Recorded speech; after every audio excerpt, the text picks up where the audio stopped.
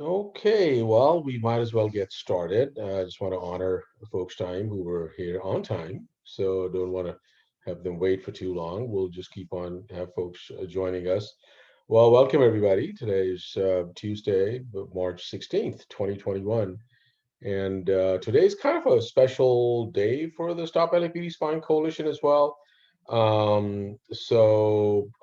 name is Hamid Khan with the coalition, and it's special because in a way that obviously with the pandemic and the plague that we've been surviving and passing through, it was exactly 1 year. Well, it was March 17th, 2020. Well, exactly 1 year to date in 2020 that we had to switch gears, in having these meetings through Zoom, having being able to build that knowledge exchange, build that collective power, build that our ability to organize, build that community. Uh, we had been for years, we've been meeting every Tuesday at LA Can in Skid Row, which is our home, in the Freedom Room, and that's where we would have these meetings, and that's where folks would come together and have conversations about building power and how we building our own and contributing to the larger movement for abolition of policing. But we had to make this switch. So today we want to just reflect on that. We also want to just talk about it as to how this has felt for folks. I'm also joined by my comrades and co-hosts, Jamie Garcia, Akhil Gopal, and Shakir Rahman, and of course, Pancake and Stephen and Sydney, and some of the folks have been really there. And good to see Peggy. People have been there, and people have been really kind of dialing in, and this has been an amazing kind of contribution. So we will kind of talk about it. We will just see that how it has impacted our organizing, because obviously for us as street organizers, it was critical that we still were using. I remember Fusion Center actions. We were still using door knocking. We were going to people's homes, and the same old strategies that we've always used in our organizing as well. So what we'll do is to start off first. One of our first things we want to just talk about is something that is super urgent, which is in relation to a report that was released last week. And the report was commissioned, and actually a motion was passed by the Los Angeles City Council on June 8th of last year, where they wanted to investigate. And June 8th was about 8 or 9 days immediately after the height of the uprisings. Their claim was to investigate and get an independent review of LAPD's response to the uprising, LAPD's response to the protest, LAPD's response to what they did. So the report did come out, and we'll talk about it, and we'll just also share as to what our response has been. And I'm going to invite my comrade Shakir Rahman to give us an overview and what we are going to do about it. But quickly about some logistics. Some of you have joined and are unable to unmute. The reason we're trying to maintain the integrity of this conversation is that we have been Zoom bombed. So as we move forward, as we move through the webinar today, we're gonna unmute ourselves. We're gonna mute everybody, and we're gonna try to bring folks into this conversation. But real quickly, if folks can just talk about or send us a message in through chat as well. But maybe just starting off with Jamie, to put you on the spot. I mean, you've been co-hosting and hosting a lot of these conversations. You were leading our fight against predictive policing, and which we ended up dismantling. Just want to just get a quick sense as to how this online organizing has been working for you, and how this conversation has worked out for you. Mhm. Cool. Hi, everyone, and thanks for the intro, Hamid. Yeah, I mean, I think that the last year has been pretty dynamic, and it challenged us in a lot of ways, opened up avenues of communication for us, and adjustments for us that I think before we used to think were you know, like too much. Like we couldn't do Zoom, we couldn't figure out ways for people to work from home and engage with us, especially thinking about how LA Can was located in downtown Los Angeles in Skid Row. And, you know, LA City, LA County is wide and includes a lot of people. And the work of the coalition, you know, is centered with LAPD, but also we did a lot of work with the sheriffs as well. So we were connecting with people like, you know, all over LA County, and then also doing work nationally and building with folks nationally. So I think one thing for me has been the kind of I don't know, that adjustment of inclusivity in a certain way where I think a lot of what I've been reading and kind of opening myself up to is a lot of like, you know, just communication from folks with disabilities who have been really asking for these kinds of adjustments in meetings where they could, you know, kind of find this type of community online and not have to find ways to travel. So it's really kind of opened my eyes to the various ways we need to be able to hold space and kind of acknowledge the different places that our communities are in.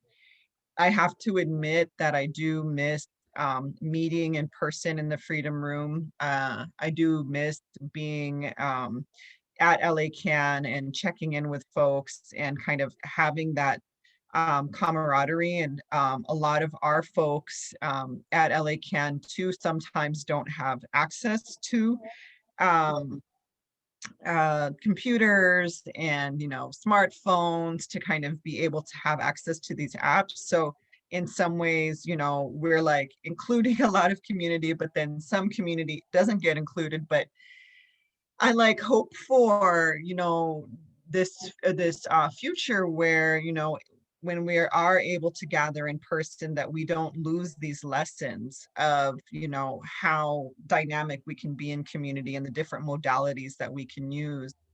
I think as far as like organizing goes, I realized, you know, the same thing, like, you know, really needing to reach out to people, to call, to connect, to see and join other webinars of different things that are going on. I mean, that's the essence of organizing. If you stay internal to your organization and you're really not like kind of jumping in and reaching out to other people on the ground, then, you know, you're not really finding ways to cross-pollinate fights. Um, I know that, you know, sometimes I get a lot of anxiety when there's a lot of like, you know, let's see, how do you say, like academics in the room or like certified, like licensed people. And I include myself like that in the room. And we don't have a like, you know, just like a diversity of people.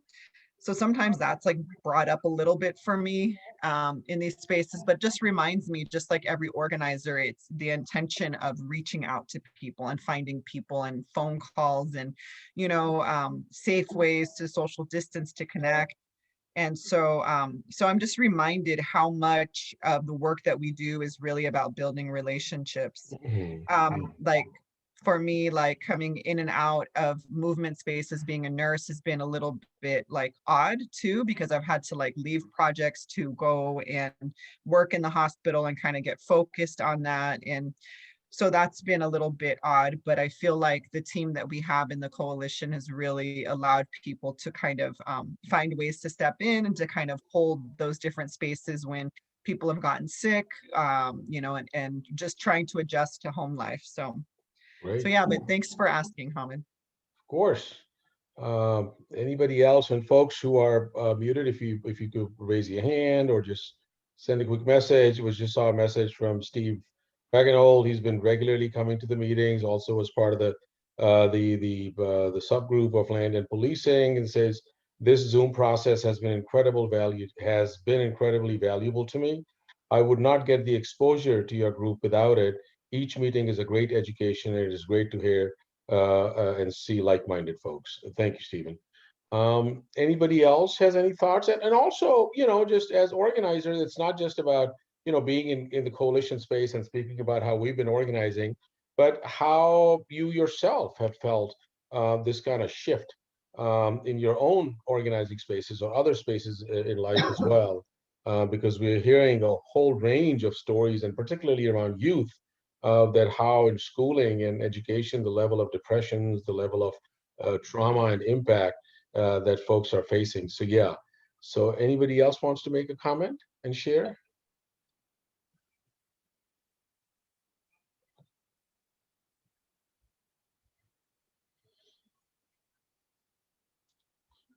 Well, I'm going to start putting people on the spot otherwise. So I'm going to go to Pancake. Pancake, I'm going to ask you to unmute. Could you try to unmute?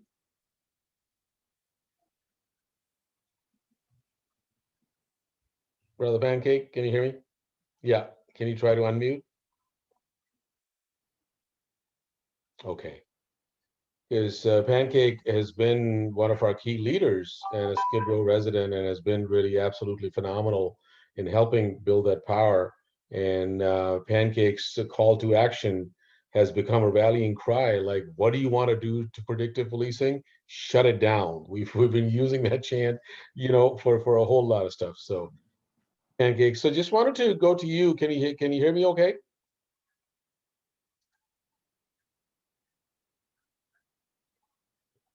Yeah, you're unmuted, Pancake. Let me just see what I can do.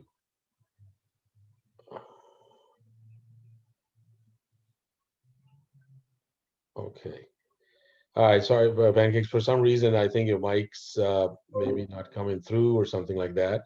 But why don't you give it a shot now and unmute and see if you can speak?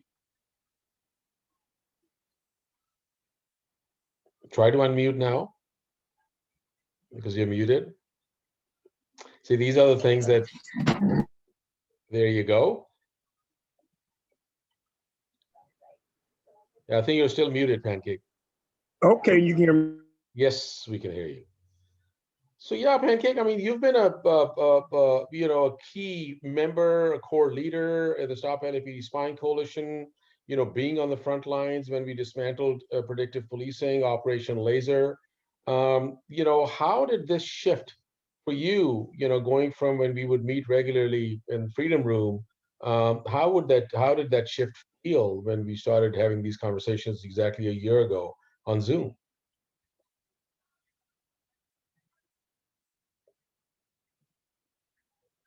Okay, we may be having difficulty with Pancake. Okay, we'll come back to Pancake. Got another message from Sydney that personally being a doctoral student, working from home is super isolating, but I really appreciate this space, both from a learning perspective and human connection perspective. Thank you. Awesome. Well, I am maybe before we get into the main thing, I'm gonna just go to some other folks. Well, we'll have our sister Maisha, just who's been an organizer and a director of organizing at Media Justice and a key partner with the Stop LAPD Spying Coalition. Maisha, I'm gonna just put you on the spot. Just if you want to just unmute and just share your thoughts as to how this has been. Just yeah. Hey y'all, Maisha here. It's good to be with y'all. Um, yeah, I was trying to think about this question. I definitely miss being, organizing in person, meeting, like seeing people in person, like nothing can really replace that. And I really, what you said, Jamie, about organizing is really based on relationships. Like I think technology, this might sound weird, but technology can make you feel like you have to go really fast. And building relationships is a process that builds over time.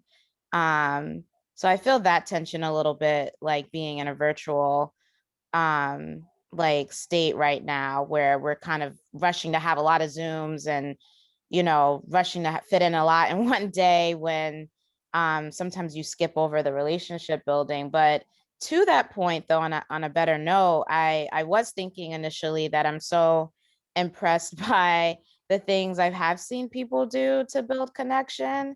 Like it's gonna sound weird, but like Jamboards or different charge presentations, different ways of like organizing meetings. Like this other day at Media Justice, we did an icebreaker, and it was like a scavenger hunt we did virtually, and it was just very nice, like good way of like still being able to like move our bodies, but like laugh and like be light. So I'm really appreciative of like still being in the community with folks who are, you know, still valuing and prioritizing like that relationship building. But yeah. Awesome. Thank you, Maisha. And there's a message from Andrew saying that I do appreciate that I can participate. I'm transit bound in normal time and out on the west side and can't even make these webinars with other organizing, but it's been awesome to learn what I have from the perspective you've brought forward to learn from. Thank you. Thank you very much. Well, let's go to Peggy. Hey, Peggy. Can you, we're just asking you to unmute. I know Peggy Kennedy is one of the key leaders in the movement against unhoused people, and particularly, you know, all around the city, but in Venice and some of the other areas. And obviously, Peggy, that your work is constantly out on the street, constantly. So based on that, how has this sort of, you know, Zoom wonderland impacted your organizing, if any? Well, it's good in a lot of ways because the West Side is so gentrified and people think they're radical when they're reformers. You know, it's so gentrified. They think they're like totally rad, but they're really just a bunch of reformers or neoliberals or hater. It's really rough, you know. Mhm. You know, being on the West Side and actually being radical. So it's been good because you know, I've been able to connect with more people that I think are like more like me, like-minded. So in that respect, it's been good, and I think in that way I feel less alone because, you know, it's really crazy out on the streets. You know, there's this a lot of movement with Street Watch, you know, which is good. But on the West Side, you know, they've organized to do these reformed sweeps, you know, and they've taken the police out of these sweeps, these sanitation sweeps. But what's happened is the police flipped the switch and they're doing their own shit on their own. And so, you know, it's super bad. It's super bad. I was videotaping some harassment and ticketing of the LAPD on unhoused people, and you know, I try to be quiet when I'm documenting, but I was really tired, and I gave him sort of some shit, and I said, "Do you think you're going to ticket your way out of homelessness?" Or so I made some smart comment, and then one of the cops said, "Would you like us to call the commanding officer?" And I said, "Yeah, sure." So I was feeling kind of spunky, and you know, I recorded her, and she was quite nasty. But one of the things she said is how you know, they know everything everybody's doing. They're building a database, and you know, that totally makes sense because the people are saying, yeah, they already had my ticket filled out before they opened my tent. So, Yeah. I mean, they have this huge database going right now, and they keep saying they don't have enough cops, which huge lie. It's very disheartening. So, and lonely. You know, it's a lonely sort of. You know, you Mhm. can't. It's like, you know, like this tidal wave is coming at you. You know, and what do you Mhm. got? Who are you? You know, that's how I feel a lot of times. So the Zoom has connected me with people, you know, that are on more on the east side. They're out there doing you know, sanitation. They're doing sweep blocks. They're actually showing up and getting arrested and stuff, you Mhm. know. Mhm. So yeah, Well, so in that way it's been really good connecting with people that aren't on the west side. So that's Definitely. been very positive, and it's really good that you guys are doing this, because then I know what's going on, eh, you know, and I'm really eager to hear what you guys got to say about the report. Of That course, report. of course. We will get to it. We just want to keep this conversation flowing because it's going so Yeah, well. I think, that's um, beautiful. thank you. Thank you. Pancake, you want to try to unmute yourself one more time? There you go. There you are.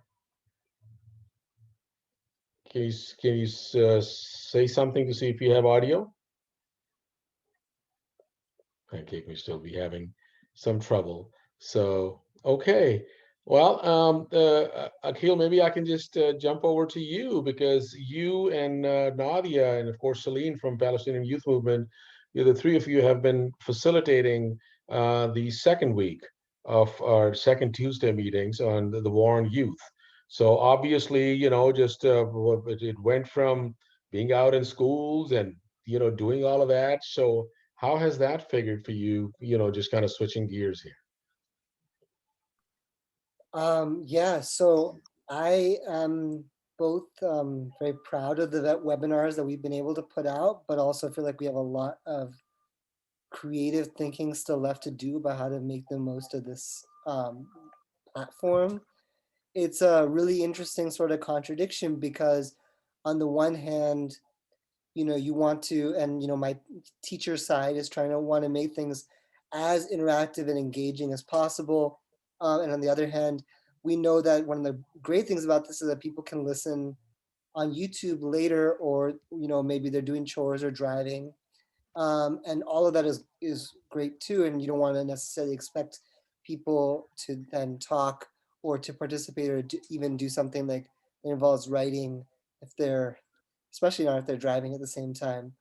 And then similarly, there's a contradiction about accessibility, because on the one hand, you had brought up the thing about computers. I also think that there's an accessibility advantage to Zoom if you think about disability and who has difficult times getting to LA in the first place. And I think after this is all over at some point, when Jamie says it's safe enough and we can all meet at LA again, there's no reason why we can't continue to allow people to show up virtually while we're meeting in person, and to make that space. And I think we were doing that before too with calling in. And then in terms of with youth, I think that has been a challenge as well, because I know from the students that I'm teaching that, and I teach in an after school program, even by the time they get to me at 3 p.m., they're so tired of screens. So to imagine a student wanting to do this at 6 p.m., especially while their family's having dinner and stuff, it's a challenge to maintain the relationship of this as not one of advocacy for students, but building power with youth, um, but we're trying to meet that. And I think one of the great things is that we've really been able to do a lot of featuring of really amazing organizing from our partners and collaborators like Anak Bayan in February, and Palestinian Youth Movement. And, we have some conversations with groups for future months that I'm really excited for the possibility of. I don't want to say the names because that'll sort of commit them to coming. Maybe Right, they should do that. right. But anyway, those are some of the pros, or the roses and thorns, or whatever people say. Terrific. Thank you. Thank you. And I want to just, I think this conversation is flowing so well. Let's keep this conversation going, and we'll definitely get to the report. And just keep on calling on people. Um, uh, you know, Nina, just wanted to go to you if you can unmute yourself. Just wanted to, this was exactly when Nina, Jojo, myself, and Craig were there and having a conversation as to having that meeting in person on March 17th, 2020. And then I remember we got on a conference call with Jamie, and Jamie, Nurse Jamie basically came down hard that no, you guys are not. And we'd already sent out an invite, like just a regular invite. So Nina, I just want to hear from you, like, how has that been? Because, as an organizer, as we've been kind of trying to build the space, how does it figure?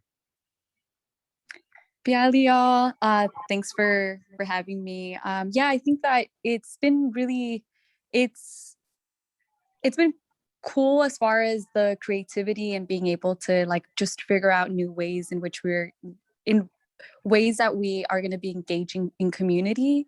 Because I do think that Zoom for it does provide a lot of different support, like for folks that might not be present or folks that might be out of town or might not have access. It does provide folks with the ability to be able to just hop in and or follow up afterwards.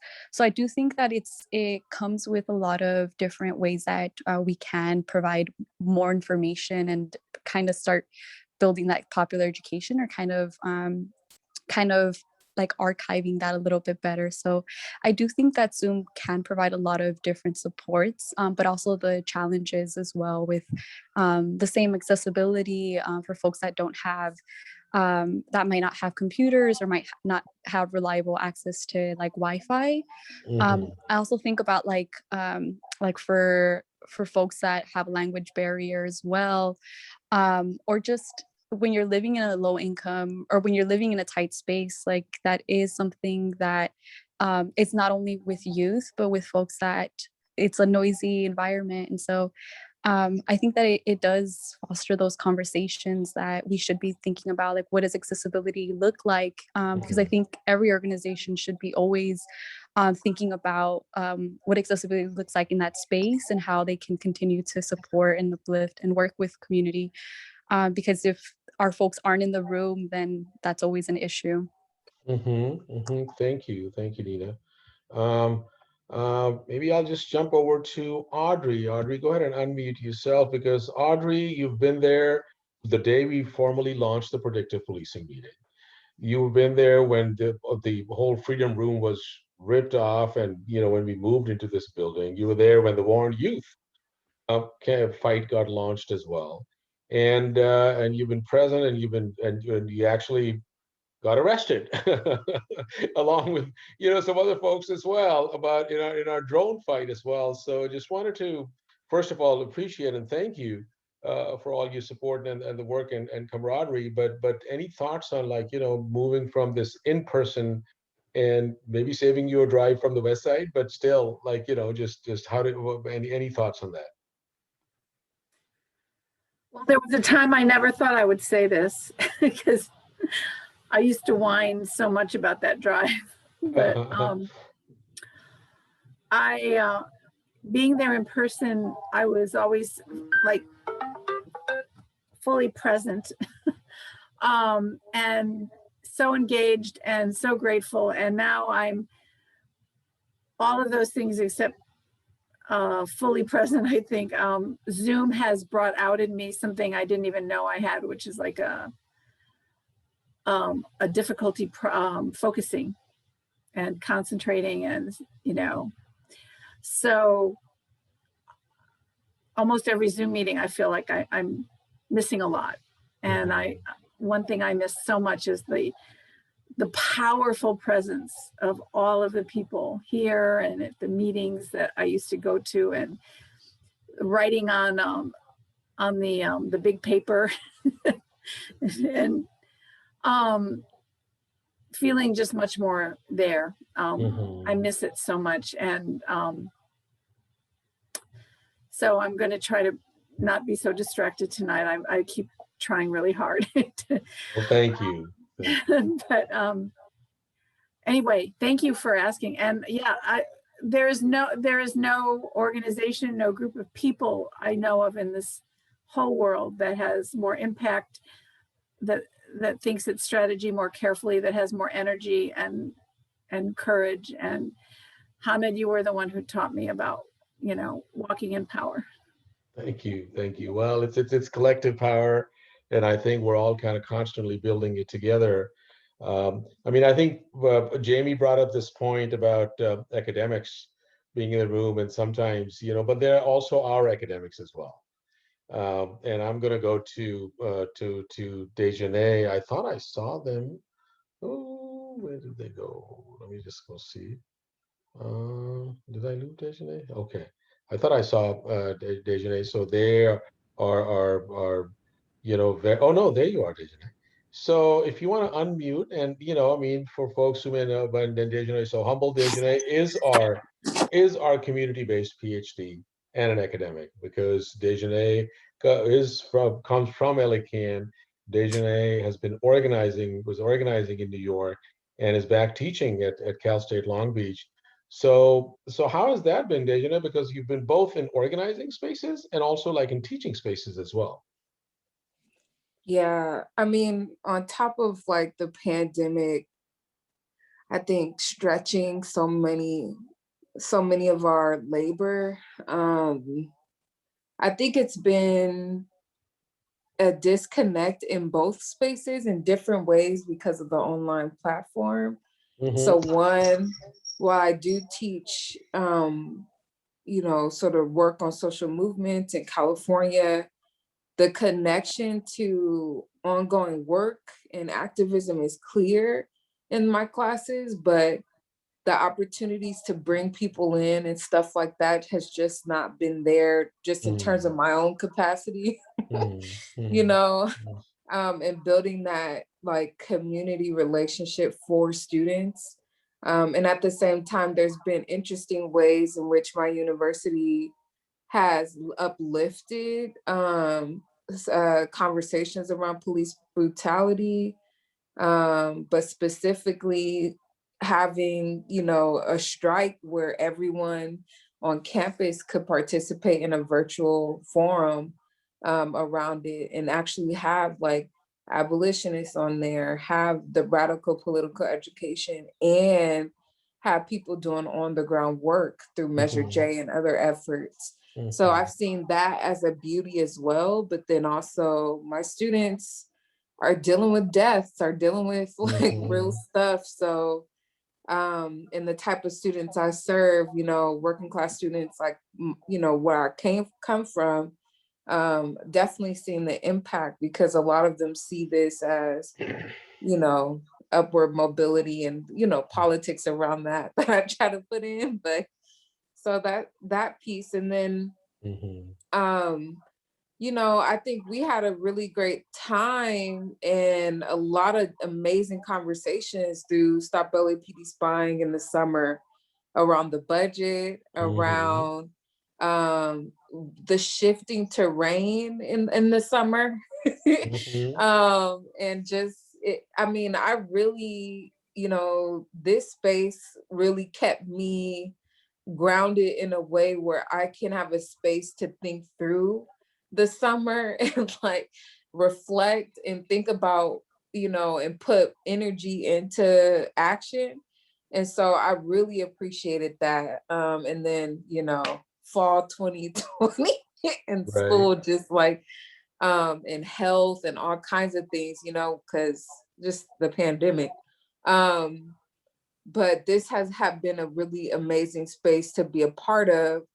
And I felt like the conversations being had at Stop LAPD Spying were, the only space that I could have to talk and engage and act and do research and figure out what the fuck the cops are doing. And I don't think, I don't know if that existed elsewhere. I'm sure it did, and I think the conversations we had here were great.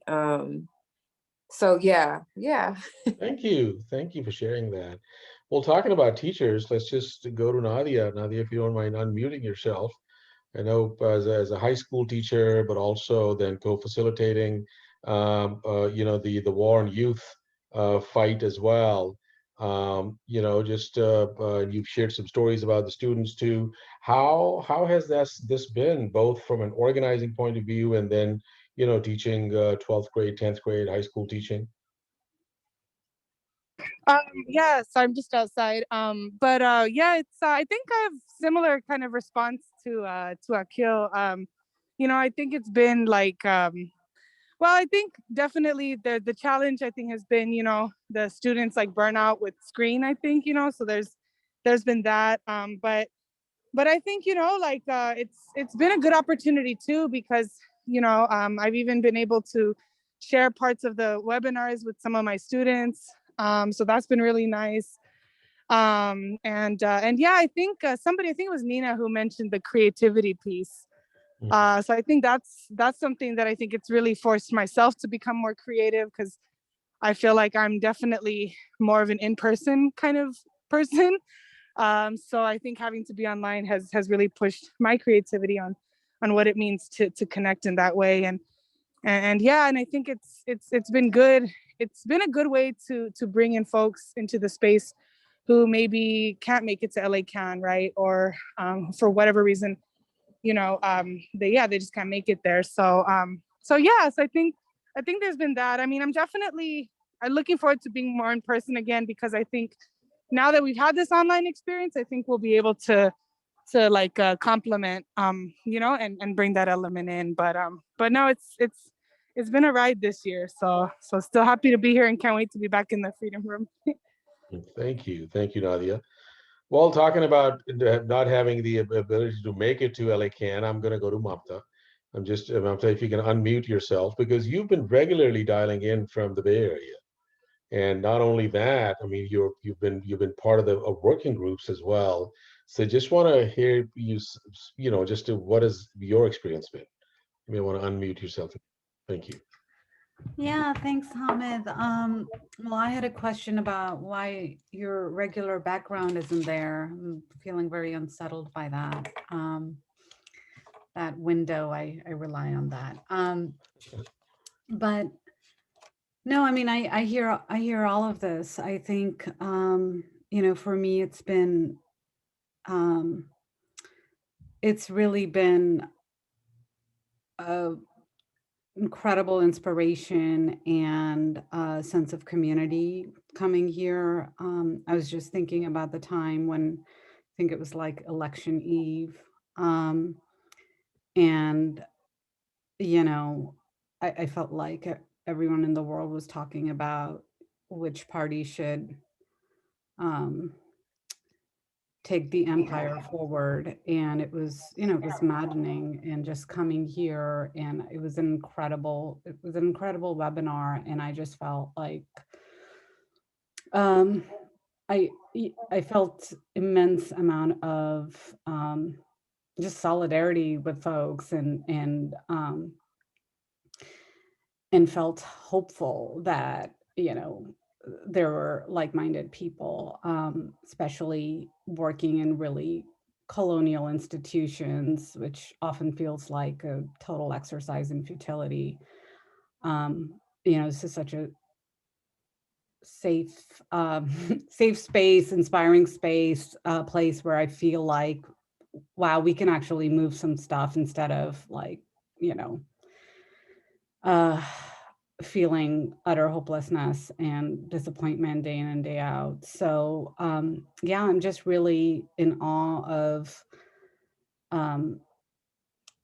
all the work that has been done by this coalition, and the analysis and the commitment.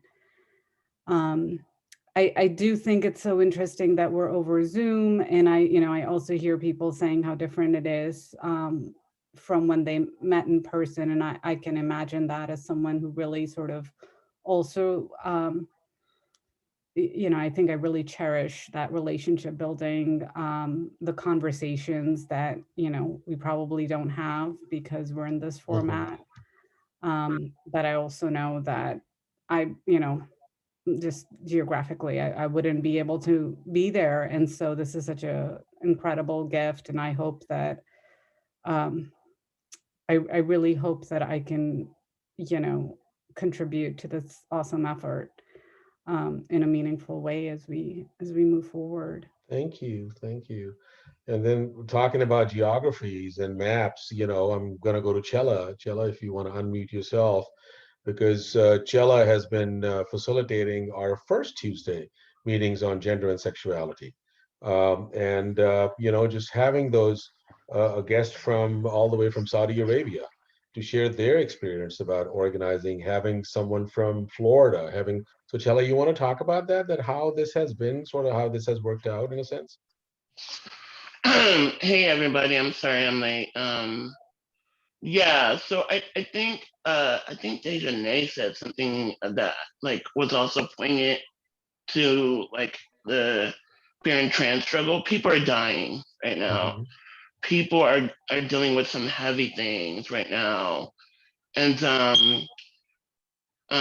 like I even know some a trans black woman and a queer black person who was, you know, who died from Rona. And thinking about that, but also thinking about the state violence that's going on, like thinking around the efforts that we have been doing and talking about. Um, I've always thought it was powerful to see um, people who are dealing with more extreme, I mean, just being real, more extreme issues than even me, you know, and I'm like, we try to keep it real. Mhm. I mean, I live in Skid Row, right? But when I'm hearing about shit that's popping off in Colombia and fucking, you know, South America and fucking Saudi Arabia, right? Like, especially for trans and queer folks, right? Like, my heart just goes out, right? Like, and it's not a pity thing. It's like I could be them, they could be me. You know what I mean? It's Mhm. like we have to, you know, in order to get rid of capitalism and the violence that like we deal with here, we have to think of the nationalism and the imperialism that like US often uh embodies and does. Mhm. And so like, you know, how do we how do we learn about these things? We talk to people that are living through them, right? Mhm. I think just hearing everybody talk about how this experience on Zoom has been, I will be honest and say it's made me more active, um, you know, in the coalition, being real. Like I was like, hey, I gotta make sure I invite 2 people to today at least, you know, and or hey, gotta do this for their gender and sexuality. I have to like do the panels and it's not just been my labor, it's also been Jamie took over when I got COVID. She could talk about those 2 things, those two webinars if they want. And Mhm. Mariela has also, you know, so it's a team effort, you know. And we want to tell the stories as authentic and as real and like ask questions, y'all. Like we have to start asking questions about what does real safety and real liberation look like. Mhm. Um, Jamie, do you want to talk about the ones that you organized with us? Yeah, I mean, I think I just agree with you, Chella, that it was really great to bring in people. We brought in Saifa, now I'm forgetting their name, but Oshan Saifa from Atlanta, Georgia, and they're actually now in England.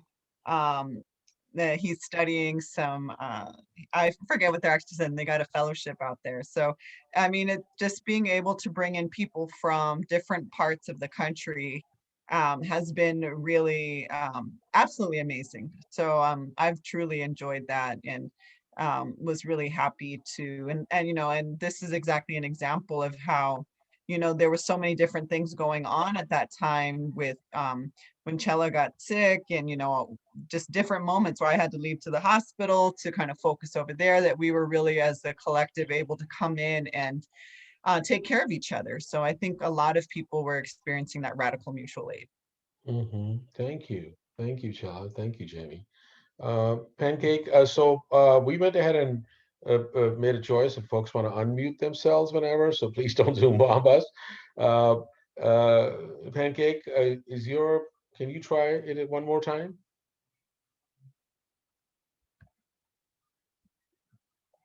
Okay, you're unmuted.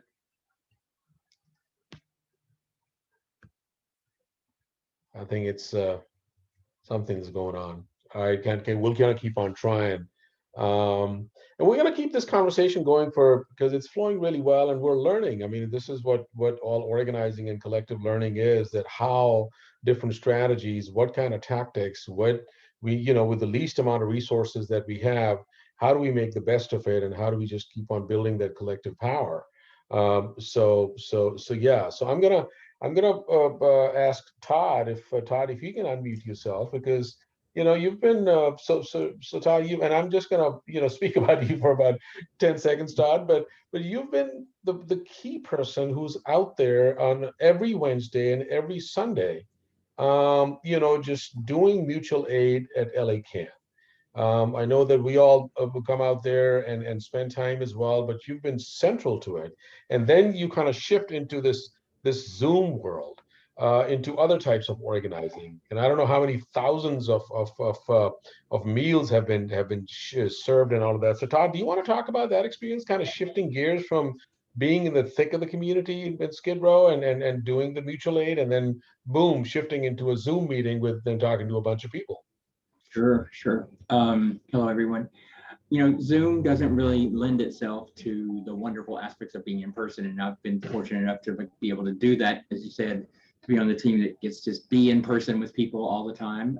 So it's a treat, but at the same time, it's bittersweet because we have to have a mask on, so you can't really smile. People don't know when you're smiling, but that's pretty much stating the obvious. But true to form, it's like, I was and still am impressed with this coalition's approach to galvanizing true and emerging believers, and its impact in so many ways. And certainly the fact that you took on these webinars through Zoom has been quite impressive. And we're at 50. I can't believe it's already here. We're at the 50th week of us doing meals also. And so we've given away over 50,000 meals now. About 52,000 right now is where we are. As we started to, and the thing is, we started to lay the foundation to start what we suspect is the first food and wellness coalition in support of people living in oppressive situations in Los Angeles, in downtown LA in particular as a start, and the people who love and care about them. So we've been fortunate enough to share space, for me, literally office space, back in the Ice Age, with Hamid and Jamie, and many of you who are on this call, to see that work actually in action. We just hope that we don't screw it up. Our group recognizes that our collective knowledge makes us stronger. Our mutual respect for personal well-being fuels our relationships, and just like you, it's like our shared desire for justice is a source of power. And so I've been so blessed to be able to be part of this group and to join in when I can. And we have great things ahead of us, I'm sure. So thank you. Of course, thank you. Thank you for all the work that you've been doing. Tiff, I'm going to ask you to unmute, because Tiff has also been a core member of the Stop LAPD Spying Coalition, our coordinating team member, and one of the most kick-ass researchers. We always joke about Tiff that, if LAPD finds out that you're the one who's, just finding all this dirt on the LAPD, they're coming after you. So yeah. So Tiff, talk about that, just being in person, sharing the deep research that you've been doing, and which really was so crucial in that whole team around dismantling laser and predictive policing. How has this Zoom switch been working for you? Yeah, thanks so much. Hi, everyone. Yeah, it's been I'm agreeing a lot with what I'm hearing from folks. Like, in some ways, it's been really awesome, because for folks who may not have like through disability or not having a vehicle or having to be with family, like there's so many reasons why folks can't make that trip out to be there in person. So it's really awesome. So that was like something that I think we all got excited about. One of the only things to get excited about, when this did happen, was that at least folks could meet that way. So I'm like excited about that part, but then thinking about like how can we also be, so keeping those options open for folks when we are meeting back in person, which is, critical, different, important in its own way. And so just kind of thinking about that. And then just the different challenges that folks need, because of everything that has been going on, because of financial difficulty, emotional difficulty, and just how that's going to, of course, keep rolling. One thing I've been excited about this year is just the fact that the coalition has such amazing information and power and people and partners as well, like the folks that have been on these webinars. It's just amazing to hear from. It's such a great source of information. So it's been exciting to see that online and know that that's like a resource now. So that's been another part that it's like exciting to think about. Okay, how can we keep that part as we go back to, you know, this in-person organizing as well. So those are some of the things I'm thinking about. Thank you, Hamid. Of course. So I want to open it up. I mean, you know, just I think I've been putting people on the spot, but you know, just there are other folks as well who want to just share some of their thoughts. Feel free. Hamid, can you hear me? Oh, yes, sir. There you go, Pancake. Okay, you know, okay, is that better? I don't want to echo. Very good. What do we say to data-driven police? Shut it down. Shut it down. Shut it down. Shut it down. Shut it down.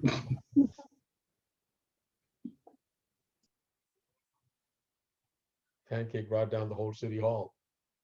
Oops, did we lose him? They're still there, Pancake.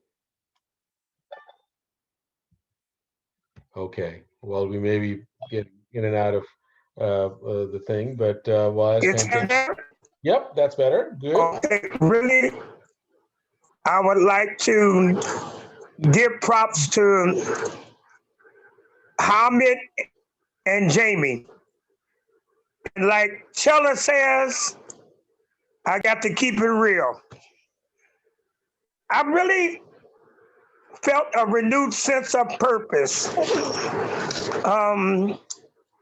During this time, since the COVID, we've learned how to be creative, innovative, and we've had to improvise. And this being the 50th, the Zoom webinar, it's awesome.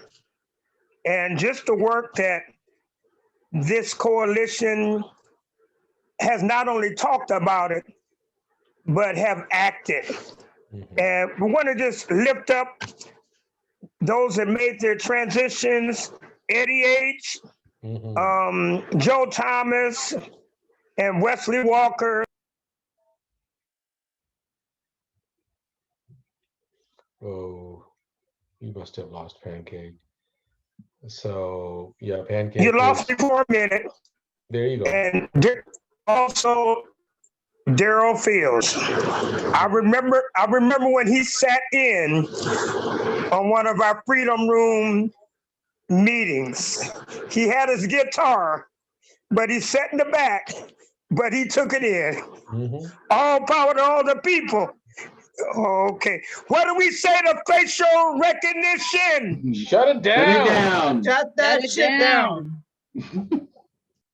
Cool. So people have control on their mic, and you know, if you want to just feel free to make a comment, join us. You know, just and we'll probably switch over to Shakir in about 5 minutes or so. So folks who haven't shared, you know, feel free to unmute. And you know, yeah, Stephen, Sydney, you all have you know, just sent a message, but if you want to share some thoughts, Andrew, Farzana, Jane, Marissa, welcome, Nico, Charles, or just how Zoom has played out.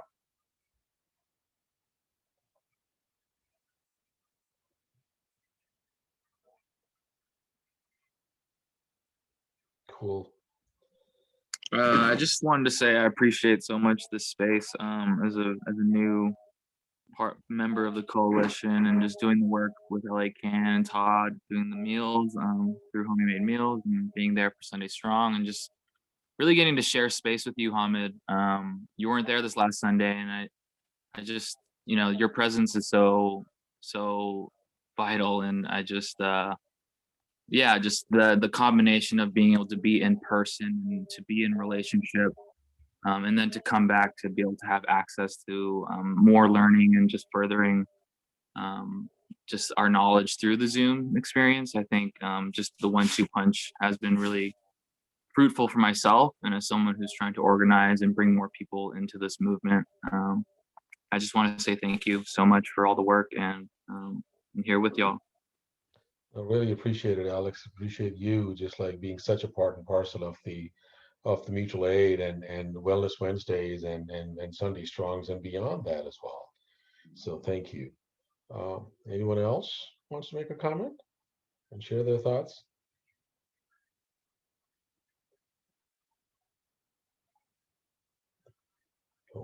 Okay, cool. So with that, I mean, Shakir, it'll be great to hear your thoughts as well about, I mean, just as organizing and then kind of sharing knowledge and building power. And from there also, if you want to take us into the report piece as well. So I'm going to pass it on to you. Thank you. Thanks.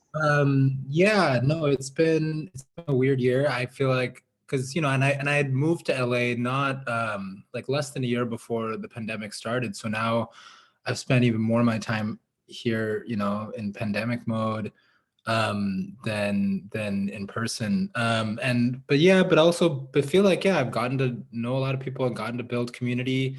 But definitely getting sick of it, and definitely I'm excited to be back in person, and I've been going into LA Can a little bit, and seeing people and even just small meetings and just like I appreciate and agree with what everyone's been saying about having these spaces where we can connect and be here for each other, but just like being in person, strategizing together, scheming together, talking shit together is that you can't really, it's hard to recreate that online.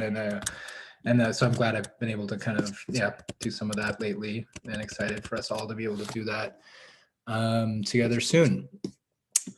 So so what I was gonna share about is the thing that Hamid opened up with in the beginning and talked about, which is this kind of report that's moving through city council now, that's really alarming and dangerous, but also I think we recognize is a pattern of what has always been happening around police reform, and especially around moments of uprising and insurgency. What always happens, we've seen throughout history, is when people are on the streets, when people rise up, police are quickly looking for ways to increase their resources and increase their power and kind of consolidate what they do. And they even use like the kind of criticism that that people are directing, the liberals are saying, oh, like, some things went wrong in the protests, and they say, yeah, you're right, things went wrong, here's what we need to fix, and that's more resources, more power. So we're seeing a really, really specific example of that in real time, in action right now, which is this report that was basically written by a team of 6 LAPD veterans, there, and kind of all insiders. It's LAPD leadership, including 3 former chiefs, and they went and talked, the report says, to 100 police officers, over 100, and only 10 community members, all of whom were handpicked for them by city council. And so then what does the report that they come out with say? It says LAPD needs more resources and needs more surveillance powers. That's what went wrong. That's what we need. And as soon as the report came out, all these like newspapers and the LA Times, the New York Times, like different kind of centrist commentators and stuff were all talking about it's a scathing report that really has all this negative stuff to say about LAPD, and it reveals the mishandling of the protests. And so that's a really dangerous framing, not only because it plays right into their hands like I'm talking about, but also we know from our organizing and work that police didn't mishandle anything here, you know, that this is what police always do. Their job is to violently suppress our communities. Their job is especially to violently suppress Black rebellion. And that's what the uprising was. And they knew that, and they knew they had to jump on it quick. And they tried their best, but, you know, we outnumbered them. And for a while we had them on the run. And so, you know, that's what they always do. And then this step right now, it's really crucial for us to be kind of active and mobilizing around this exact moment now, because this is what the next step in that is they say, you know, the state puts out its assessment of, okay, this is what went wrong, and here's some reforms that we're proposing to fix it. And those reforms are always going to be about expanding the resources and power of police. And here, so the first kind of biggest, most specific thing to start kind of getting into a little more detailed analysis of the report is it says that LAPD needs to create a permanent new bureau that they say is going to be devoted to public order policing and intelligence gathering. So public order policing, what does that mean? They just say, you know, it includes like kind of monitoring potential threats to public order, to communicating, sharing intelligence with other agencies, with analyzing, you know, internet communications, surveillance. So I mean, it's surveillance and intelligence gathering. And what's kind of especially just kind of obviously fucked up, but also just like, wow, like brazen about this is that LAPD actually used to have a unit in the 70s called the Public Disorder Investigation Division, PDID. It was created in reaction to the Watts Rebellion. So, you know, also created in this moment of, oh shit, people are rising up, we need to create something to infiltrate and repress. And that's exactly what the unit did. It literally infiltrated hundreds of community groups. It infiltrated labor unions like United Farm Workers. It infiltrated newspapers. It kept like secret files on activists, on organizers, even like the kind of politicians that were critical of them. It even like there's all these stories that we've been researching this past couple of days of they instigated like violence at protests, including one time when they one of the agents who had infiltrated the Brown Berets lit fires at a hotel that Ronald Reagan was giving a speech at, and then, you know, that was used to frame the other Brown Berets. And so, yeah, just kind of all the shit that we always worry about and talk about, that's what this unit was devoted to. Ellie, the coalition did like a whole timeline of all this history a couple years ago. So I'll share that in the chat if anyone's interested. So that's kind of the history of that PDID. And so, and yeah, like I was saying, just looking at the list here, they infiltrated like the American Indian Movement, they infiltrated the Congress of Mexican Unity, Black Congress, National Organization for Women, student groups at UCLA, they like posed as students, and actually, and hundreds of groups. But the one I just want to mention is there's this group called the Coalition Against Police Abuse, which was a grassroots group founded by Michael Zinzin, who was a former Panther, and, you know, this grassroots group that they had infiltrated, and that then in response the group kind of, you know, led years of organizing against it, and then eventually filed a lawsuit, which is what led to the dismantlement of the program. So just, you know, looking at also the history of resistance and that kind of community-led effort. Pancake, I just saw you unmuted. You want? Okay. What's that? We heard you for a second. What did you say, Shakir? Oh no, you unmuted. So I was asking if you were going to. I'm sorry. Oh, no, I'm muted. Sorry. Okay. Yeah. So yeah, just that history of resistance, you know, is important. And but yeah. Okay. So coming back to the report. So the report even notes, and this is like such a parallel to what we've always suspected, and again, what was going on in the past, that there were these LAPD during the protests last summer, there were these shadow teams, that's the term they use, that infiltrated the protests, and were kind of, you know, passing intelligence and part of the crowds.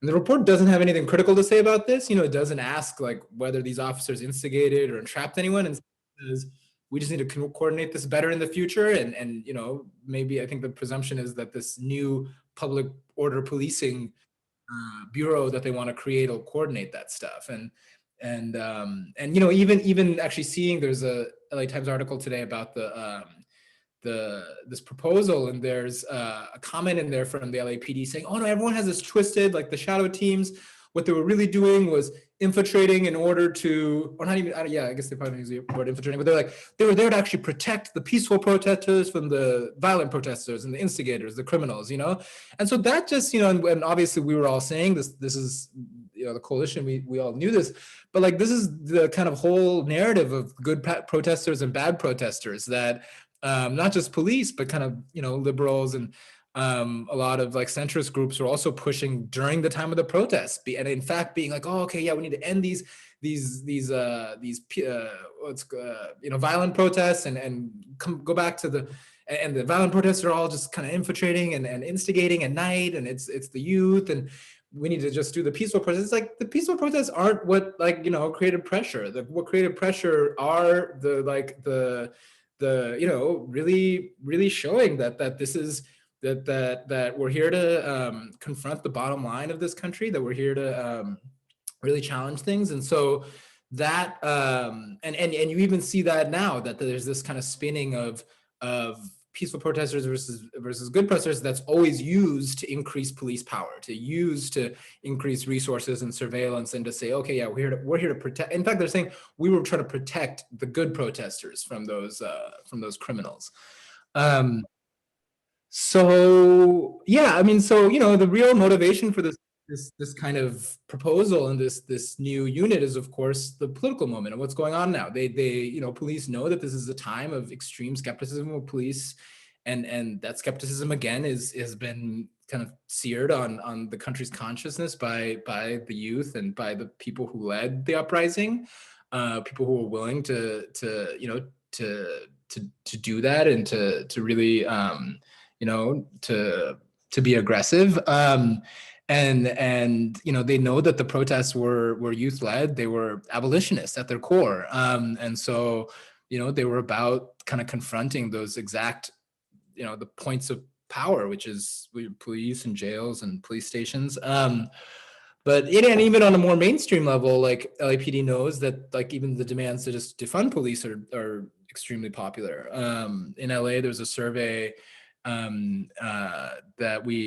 we wrote a letter today that I'll get to in a minute, that we reference in the letter, that says like 2/3 of Angelenos support proposals to divert police funding to community programs, and that over 1/3 of adults propose or support proposals to completely dismantle police. So like those are that I don't think it's always been that way. And again, those are adults. So I bet if you ask the whole population, it's broader.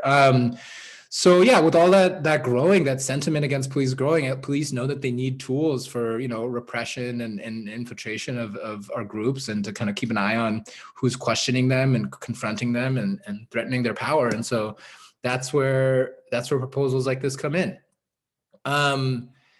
So yeah, so I think I could. Shakir, before you move to the letter, can you just give us some of the highlights, because I know it is in the letter as well. Like, how did this report get started? I know you mentioned that the city council passed the motion, but what was the outcome? Like, things that they had asked, and stuff like that. So was the report really, with all this scathing report, did they really dig into what was going on?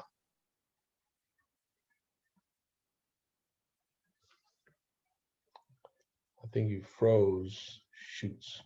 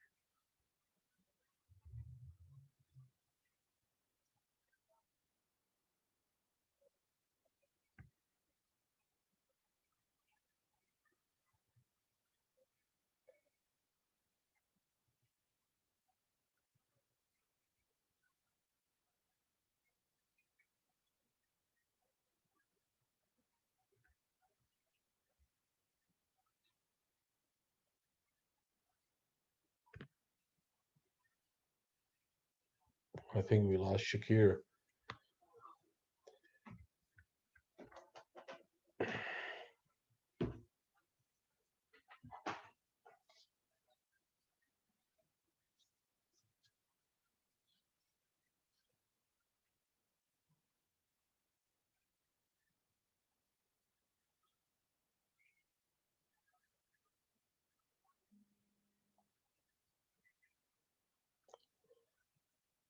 Okay, I think Shakir's internet disconnected, but maybe he's be coming back.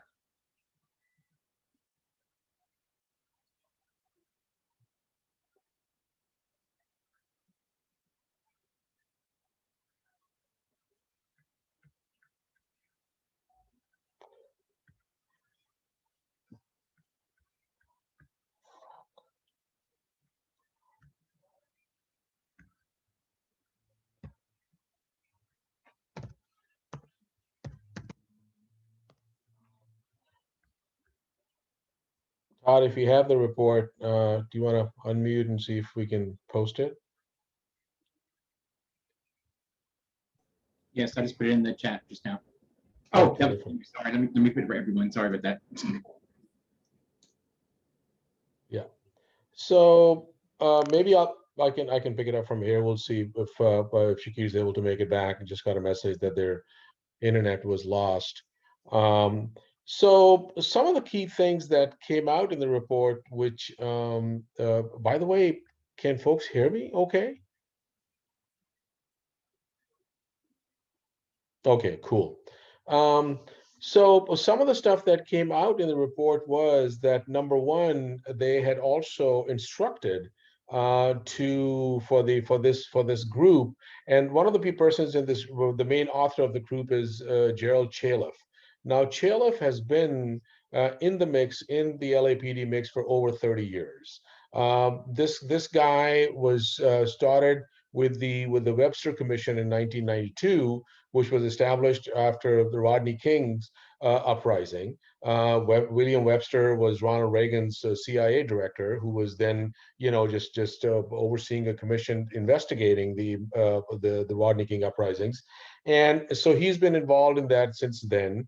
Then he was also brought into the LAPD as to the Office of Constitutional Policing. So he's been in the mix very much so. He was there present as the 2000 Democratic Convention violence happened. And I'm just speaking, it happens all the day, 24/7 or all the time, but I'm just lifting some of these things.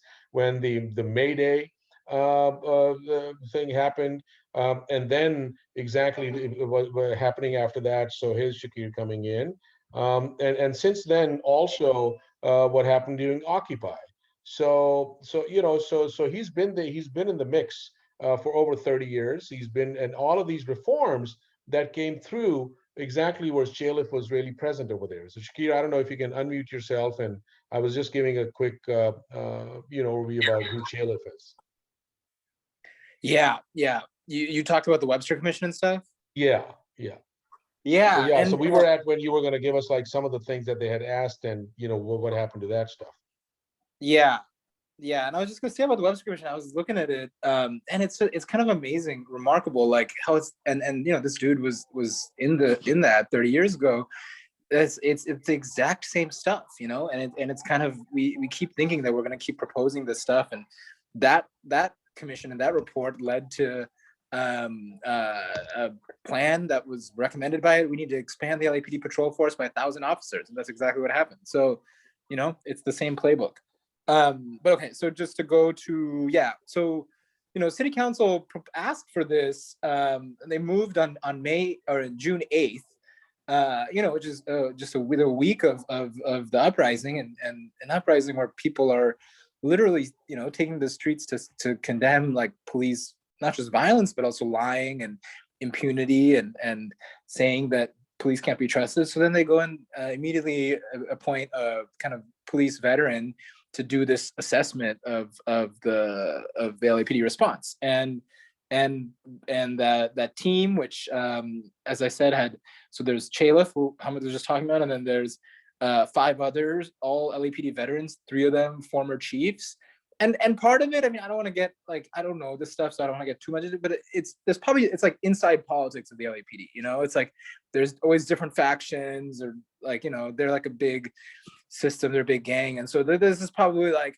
some LAPD who has a beef with like other, you know, the current leadership. It's like that kind of thing, I think. But anyway, so this team, then all they do is they speak with 100, over 100, they say over 100 detailed interviews with officers, including 50 of the leadership staff. And then like later on buried is, and we spoke to 10 community members who were selected for us by the city commission and gave us a list. So, you know, there's just zero attempt or effort, of course, to hear the community's perspective. And I think that's especially kind of worth highlighting, because so there's actually 3 reports that were commissioned by the city and that are going on with investigations now. So this is supposed to be the independent one that was commissioned by city council. In addition, there was one that the police commission is doing, and the police commission hired this kind of national like police nonprofit called the National Police Foundation that you know is comprised of cops, and they go around the country doing this, to do a report that the police commission, which is, you know, the body that oversees LAPD and is part of LAPD, is going to have control over. And then LAPD is doing its own internal assessment. So this is supposed to be the independent one. And this one, you know, of course, it just only talks to police. And I think, you know, just thinking of the politics of what's coming next and the strategy, I mean, I think probably what it is this report, which you see, as I said in the beginning, all these kind of newspapers and liberal groups are spinning as, oh, this scathing, like report against police and so critical. This one is going to be spun as this is the you know, there's going to be the police ones and there's going to be the critical one, you know. And but what is this critical one actually saying? It's saying more resources for police and this huge new surveillance bureau, and that's going to be the, you know, the 2 poles of the mainstream discussion, unless we kind of get out ahead of this and try to really discredit you know, not just the report, but also like kind of this history that Hamid is saying of this dude has been in the mix for the whole time, and this is like the same con that he's been pulling over and over again. Hamid, did you mention that like even in the report, like he's even saying like, oh, they failed to implement these reforms in response to past this or that? No, I didn't, and I didn't bring up. I was waiting for you to speak about the homeless stuff and you know, yeah, the other issues that they were assigned. Yeah, so I mean, one thing important that city council, I totally forgot to say this, is like they specifically asked for him. This was like in the first, like, this is what you need to do, was to investigate, examine the what, like the toll on, or I think they just like even like what LAPD did to arrest and target unhoused people using like the curfew laws that they put for the uprising, as well as like dispersal orders. So when they say everyone has to clear the area, like how much were they you know, just picking up unhoused people and arresting them and criminalizing them in that process. And they even specifically said you also have to, there was all this footage of this a shooting in Skid Row where LAPD shot a person during the protests who was on a wheelchair, a Skid Row resident. Maybe others might know him. I've seen the photo, and you know, it's a really kind of graphic photo. And so they specifically said, you know, you need to investigate those allegations that you shot someone in a wheelchair. And they didn't, and the report literally does none of that. It never once talks about unhoused people. It never like uses the word. And it never looks at how these curfews and dispersal orders were used to target and criminalize unhoused people or any of that, because they're not their focus was just, you know, narrowly on whatever they needed to do to increase these resources. And yeah, anything else? No, just does anybody have any questions about the report itself? And then we can probably go to what our response has been and what is our organizing looking like. Or anybody else has read the report and they have additional things to add.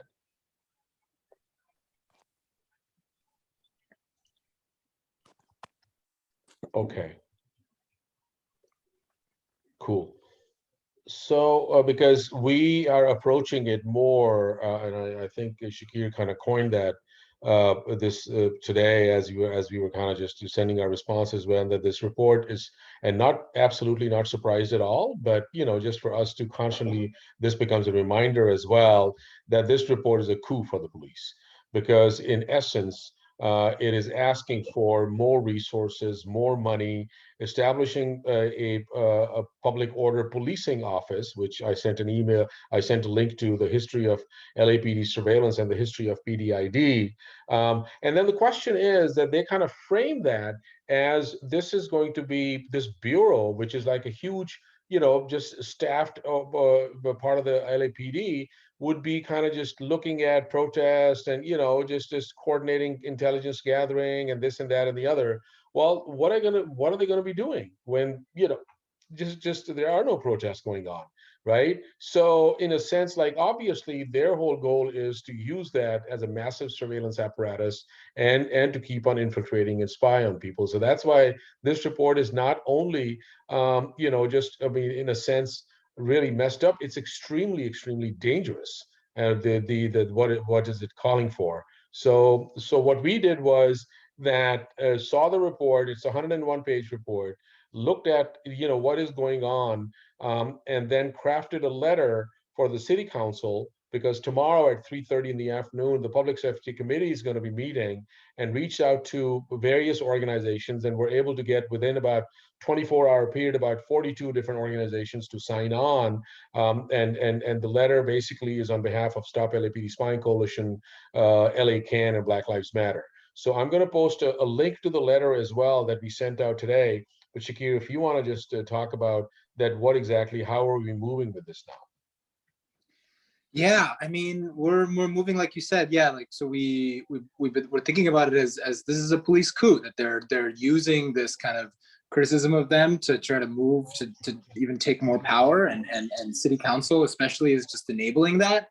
So as we're targeting city council tomorrow for this hearing, I think it needs to be kind of, or at least like the way the letter talks about it is, especially because we have this kind of broad bunch of groups behind us, is a two-pronged. That one, of course, like discredit the report, talk about all the flaws in it. Yeah, Jamie, there's public comment. Yeah, so we also have a toolkit. So my internet's on. Hamid, if you have the Google Doc for the toolkit, you could share that too. Sure. For the public comment.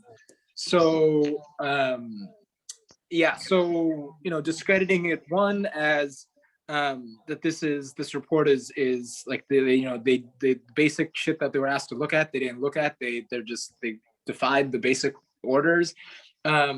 Also, I mean, yeah, just another quick point is the report has, for example, it says that no tear gas was fired in LA during the protests. Like, I think, we all saw it. A lot of us on this call experienced it, and we're pouring saline in people's eyes and breathing it. And like, they're just saying, oh, that didn't happen because they didn't talk to anyone other than a bunch of cops.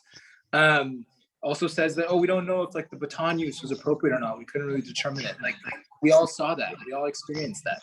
So anyway, so discrediting like the factual stuff. And then also though, like and this whole strategy of discrediting like the whole effort to build this new unit and bringing in that history, also bringing in the history of this is the same shit that the police in the city did after the Watts Rebellion, after the 1992 uprising, after Ferguson a couple years ago. But also on the other flip side of it, that this is also on city council. They made the choice, as we said, within a week of the uprising, to nominate this LAPD veteran, and like what, rather than any kind of community anything, which even that I think they probably would have found a way to cook, but the point is, I mean, they chose. That's why it's a coup, is that they really chose like the most kind of police friendly person they could have approached, that they could have done.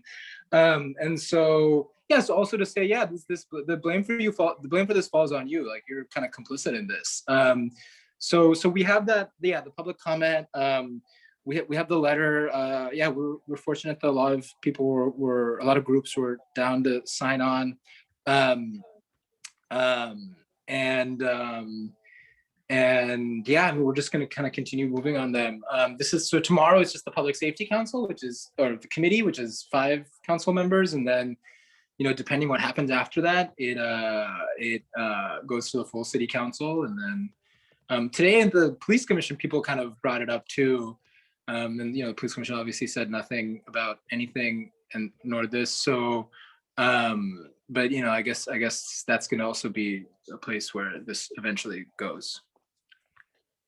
Thank you. So, and I'm posting some stuff. So we also put together an op-ed. So even going beyond the city council, and NOC LA was gracious to publish it in there. Although, you know, we did not like the subtitle because editors sometimes throw stuff in because they're framing this as police misconduct. So no, there is no misconduct. This is their conduct. This is their regular conduct. Violence and racism and everything is just regular conduct. So anyway, so there's that link as well that we just posted. So if folks have a chance to look at the toolkit and other things as well, does anybody have any questions or comments up until now of what you all have heard and what we want to do? Because I do want to throw a really a big caution over here, because the way it is looking, we're back to 1970. We're about 50 years later. We're back to that full circle of where they're looking to establish, they're looking and itching to go back into that public disorder intelligence division, because obviously surveillance remains the tip of the policing knife. So it is upon all of us to really kind of build that power, build that mobilization, and what are we going to do about it? So let's talk that. What is our response? Just really quick comment. I tried to click on the toolkit and it's a locked file. So it's not sharing. You have to request access. Okay, so I don't know, that happened to us in our thing as well, but I don't know, Shakir, if you can. Yeah, I can't, my computer's not going, and I can't do it on my phone. So if you just go in the Google Doc and you just change the, and actually anyone at LA can might be able to as well, Todd or anyone. Just change the sharing settings to like whatever anyone can view or whatever. Yeah, just anyone can view, if we can do that. It's in the, yeah, it's like the share in the top right corner. Sorry. Thanks. Thank you, Jamie, for letting us know. So yeah, let's as we do that, let's check in as to how are people thinking of mobilizing and organizing around this.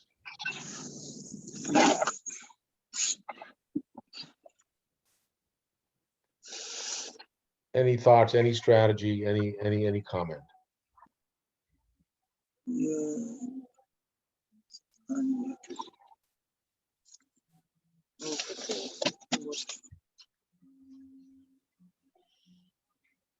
Jamie, were you gonna make a comment? No, I mean, I was just kind of, I guess, coming on screen so I could think with folks.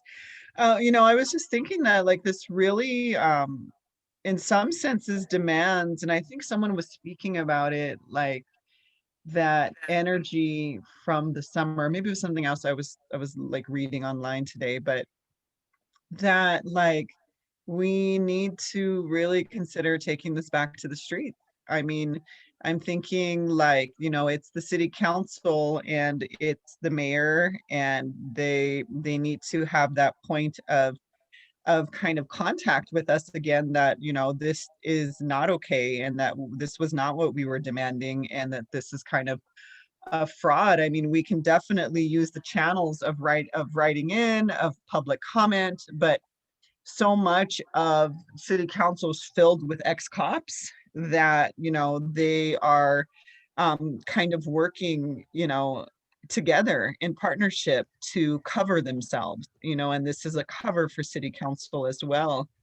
And so I'm just thinking like, where are the points of contact that we need to make, because this isn't acceptable. And right now, what they're essentially trying to do is create a bureau to kind of make us scared and to make us realize that they're going to be monitoring us more.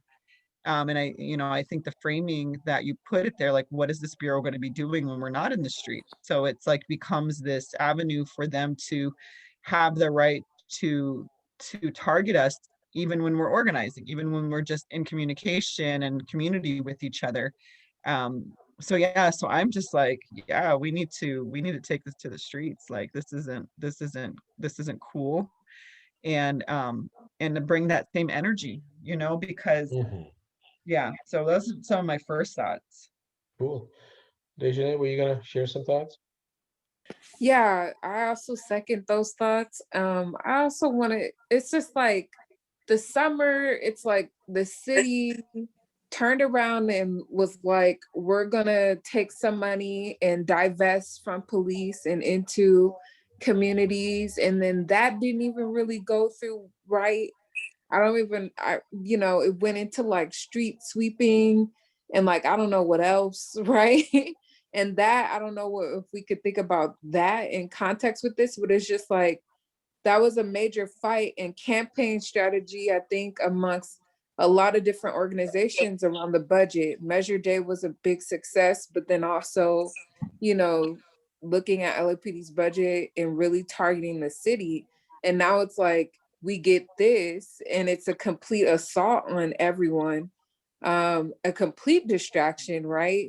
And concern, because it's like, there were real concerns about how the city was actually going to make good on its promise for the small crumbs that were received or achieved. And then all of a sudden it's this, and now this is this fight. And so I guess I just share that to say really frustrated. And I think that larger context, if I can make it to public comments tomorrow, and then in general, like, yeah, the city is consistently really trying to assault grassroots mobilizations right now. And, and really just tell us that we don't deserve to protect each other and have futures that matter and are safe and that are whole. And it's just really fucked up. So yeah, I appreciate this work, all of y'all's work. And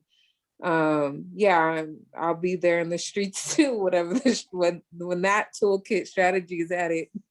Thank you. I'll Thank be you. coming out.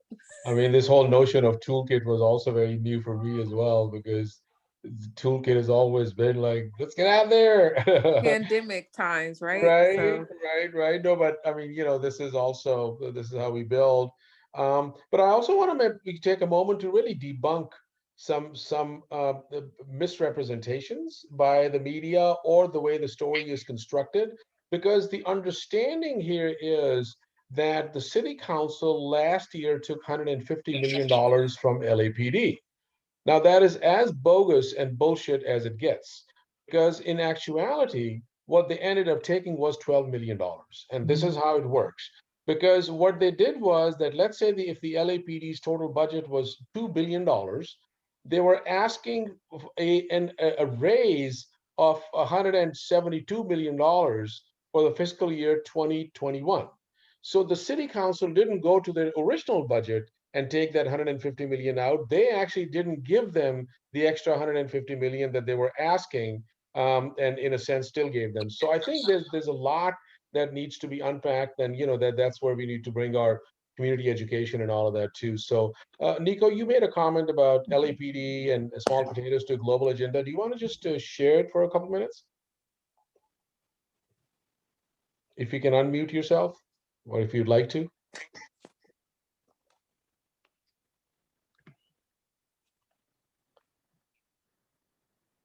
Okay, maybe not. So then, any other thoughts? And Peggy, that the toolkit is the email, which is the Google Doc, and it says toolkit. If you scroll up in chat, it's listed there. Any other thoughts? Any other suggestions? Mobilization strategy?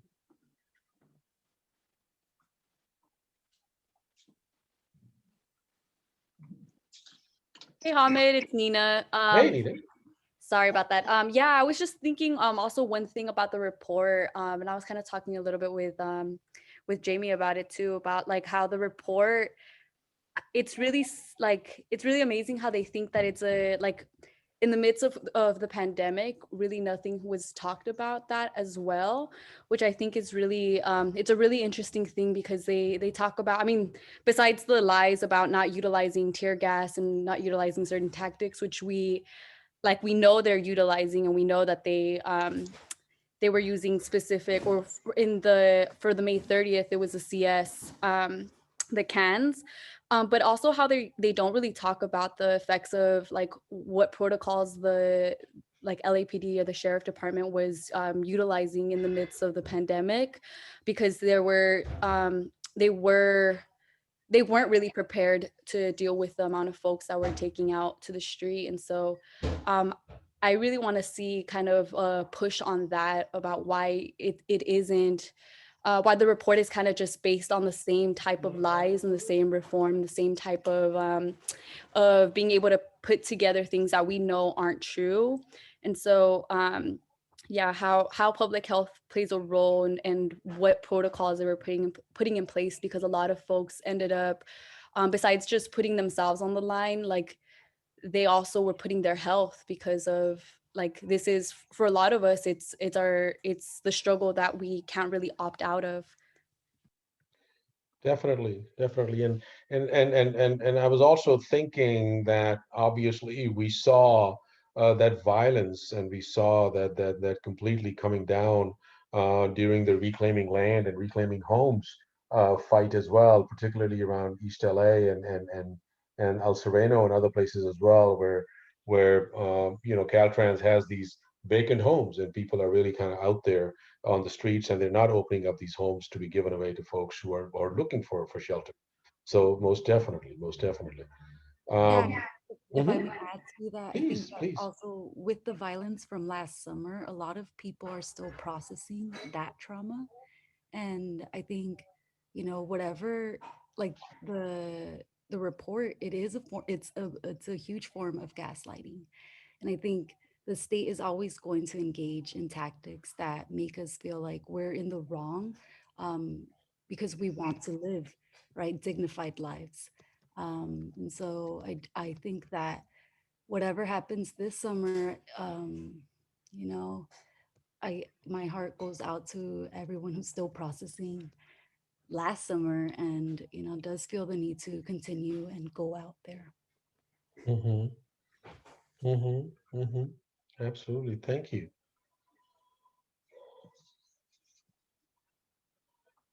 Anything else?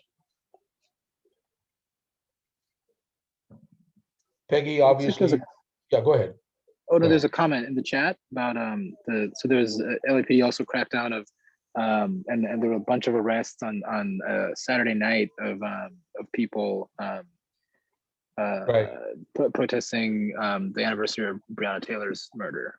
Absolutely. And I was actually asking Charles in chat, Charles, if you would like to share that, and you know, just what are your thoughts? Charles says they got a wisdom tooth removed.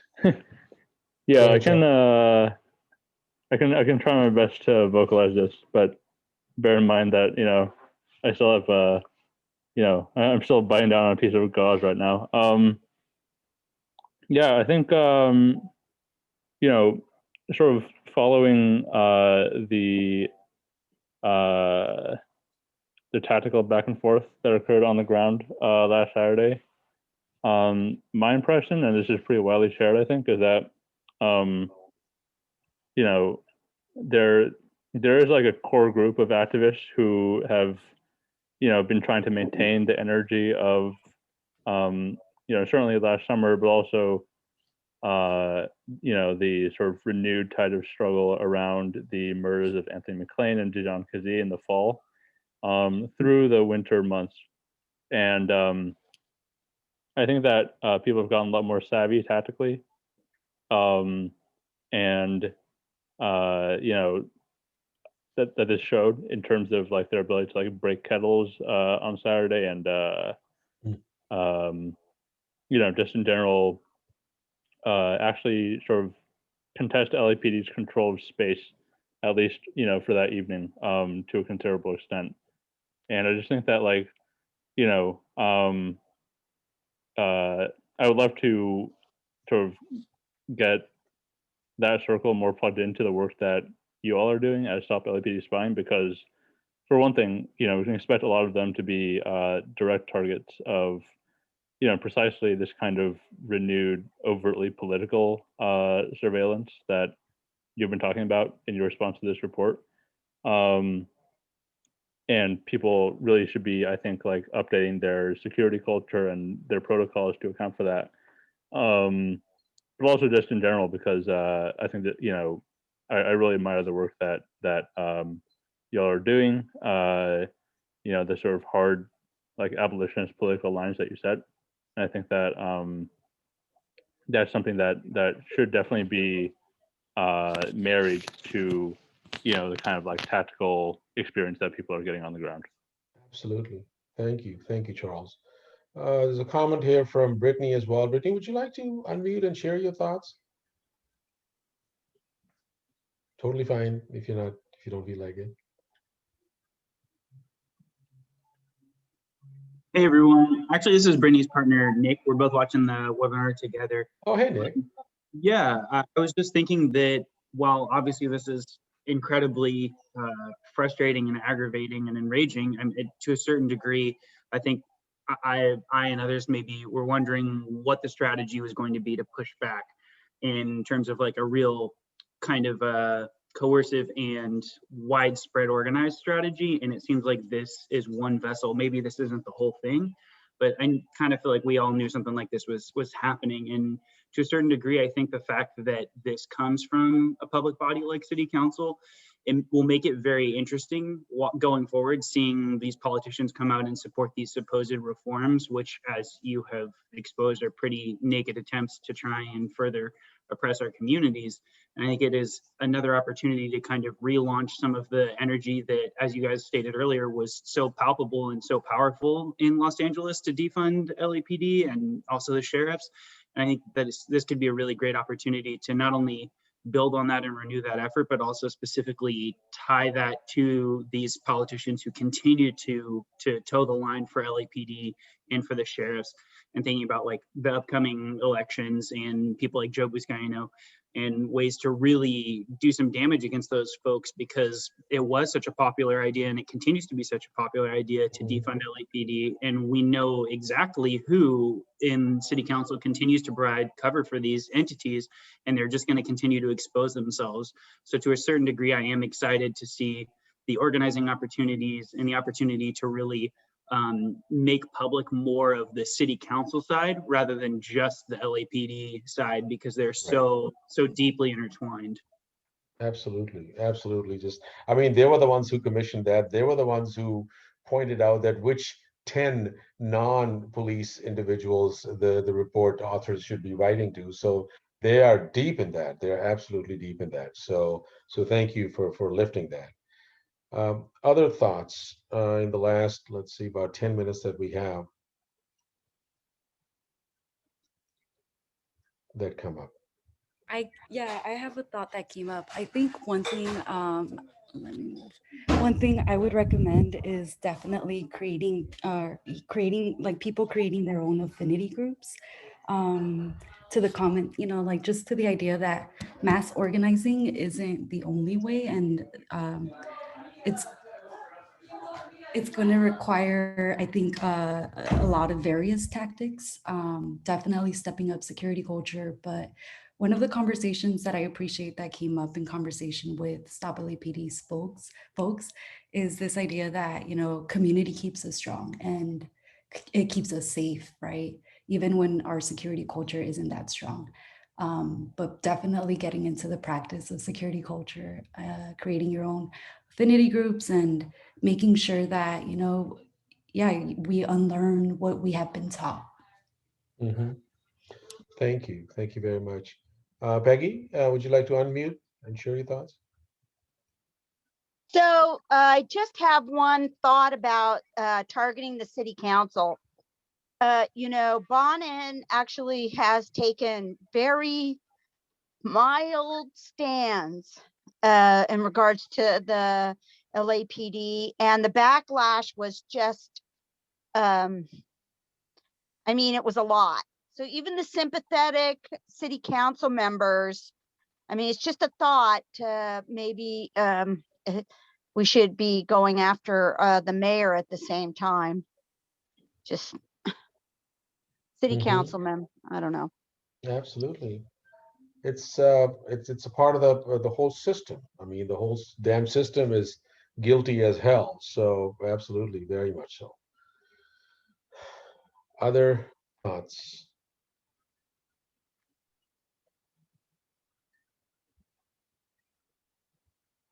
Okay. Because I want to go ahead.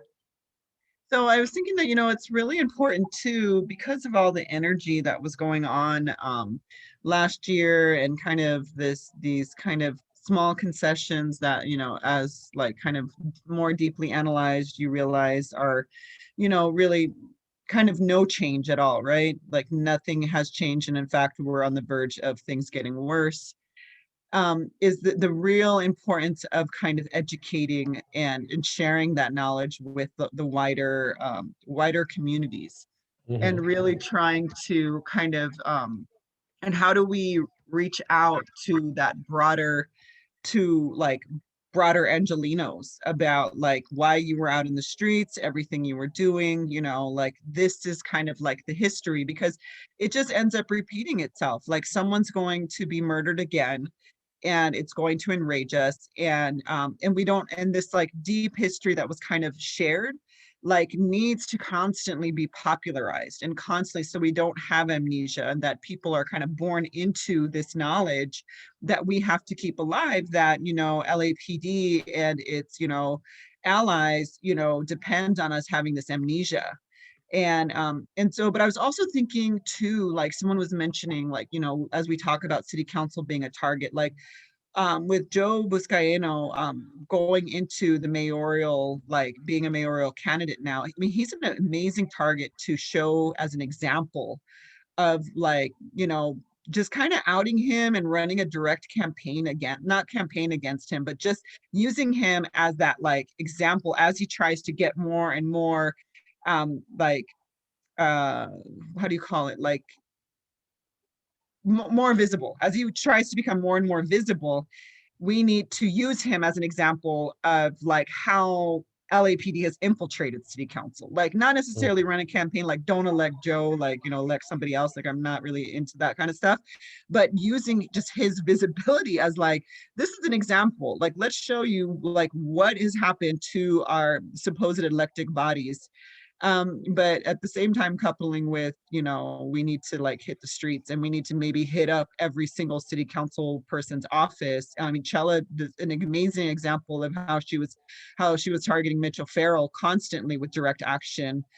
So that's and it was art, and it was creative, and there was so much, just kind of visibility around the takeovers. I mean, like that's how we have to be thinking, is how do we kind of, and then what are we doing when we're in those spaces to be more like to educate more, like the speaking and the talking is good, but then we have artists, and we have like, we're working with Sam, and he's creating all this like this visuals, and we have to kind of for those of us who can be on the streets, we definitely, these are the times that we need to be.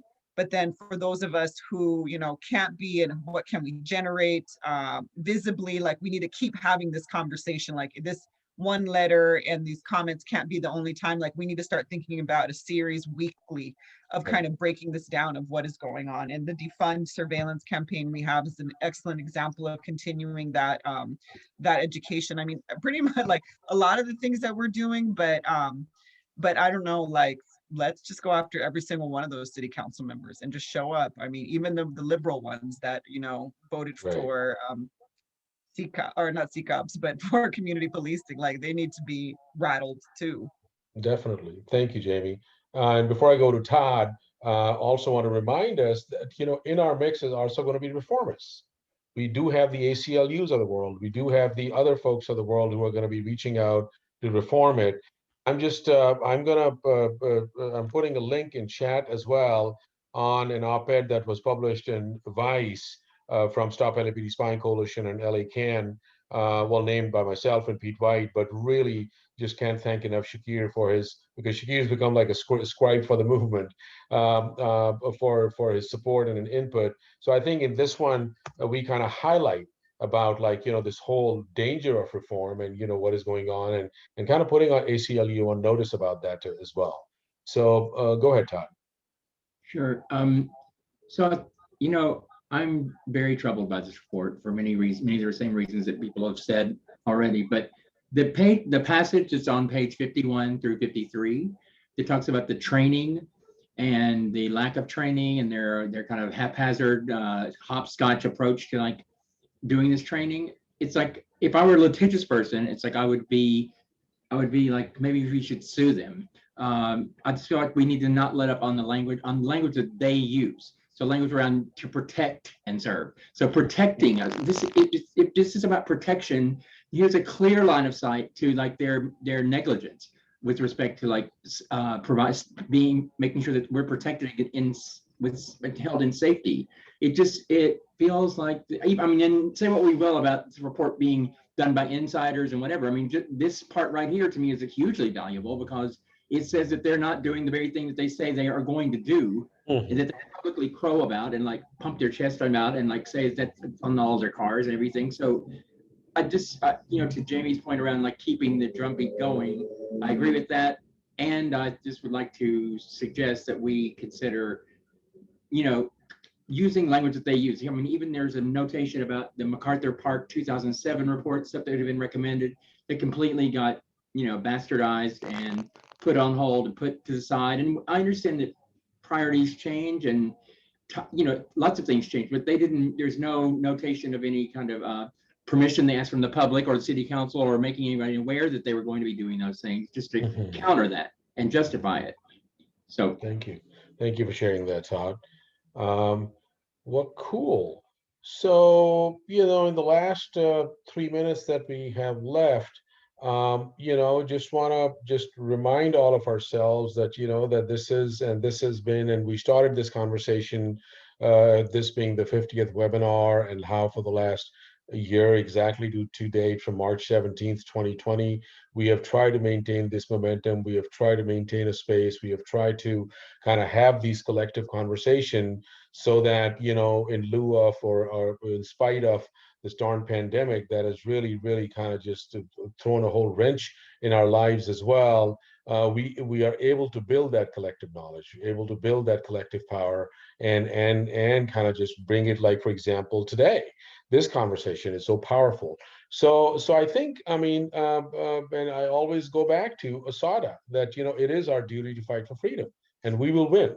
So it's a generational process, but as long as we are really focused on abolition, because I think we are being hit both from the inside, from the institutions and organizations like the LAPD, the City of Los Angeles, the politicians, and also from the inside within the movement as well, from the ACLUs of the world and various other reform-minded organizations like, who are more into transparency and, reporting and like, just accountability. Well, they murder people transparently right in front of everybody else, right? So to expect that kind of accountability is really like, just something. But anyways, and I just want to read a quick, well, I guess it's to everyone, so it's right there from Nico. Thank you for the comment.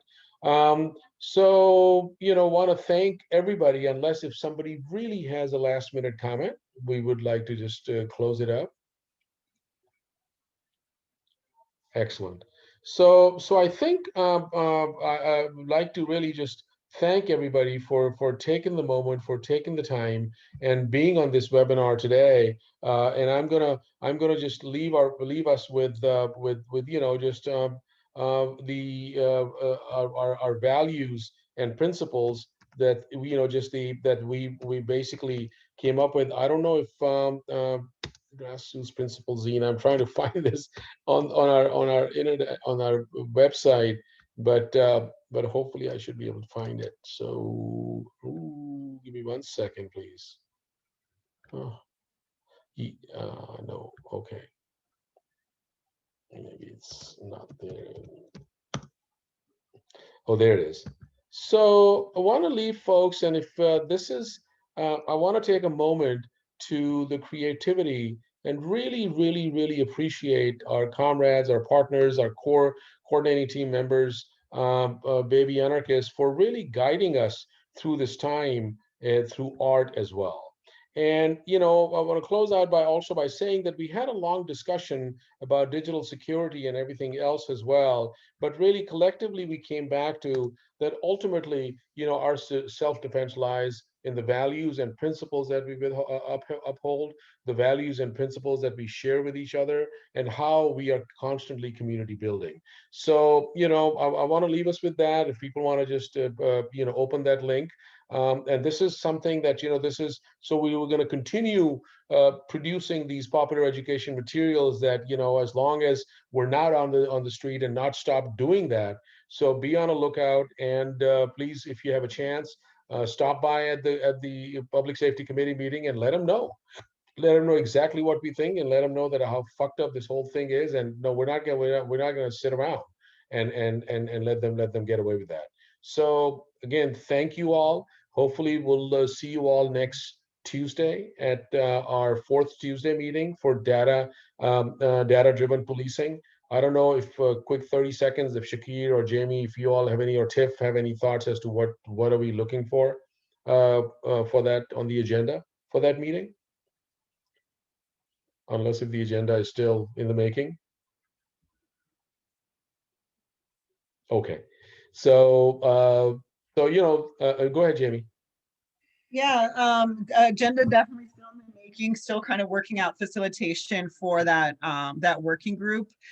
Just so folks know, I was facilitating that working group, and I'm going to be kind of shifting because I'm starting graduate school. So the coalition is definitely kind of figuring out how to handle those 4th Tuesdays, but we do are in the process of working on a report where we're looking at the intersection of kind of land theft and policing, and what people have traditionally said gentrification is the role of police in gentrification. So we are our working group is working really hard on bringing a report together. So just thinking that may be something that we will be possibly discussing and kind of sharing a little bit, but we're still bringing that all together. So sorry we didn't update you on that, Hamid.